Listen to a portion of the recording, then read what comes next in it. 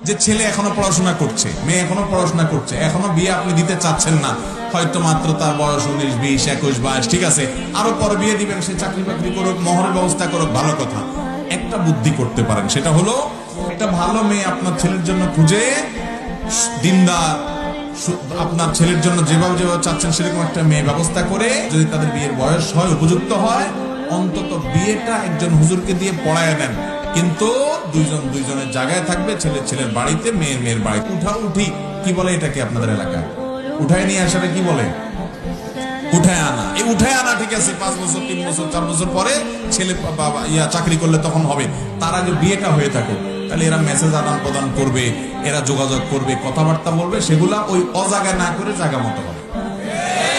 তাহলে পোলাপান এমনি আকাম কুকাম করার চাইতে সে তার বৈধ স্ত্রীর সাথে সম্পর্ক রাখলো, তবে হ্যাঁ, স্বামী স্ত্রী সুলভ তারা একসাথে থাকা, উঠায় আনা, সেটা আপনারা তাদের যখন উপার্জন হবে সেটা করলেন। কমপক্ষে এতটুকু যদি করেন, তাহলে পোলাপান অন্তত হারাম থেকে বেঁচে যাবে।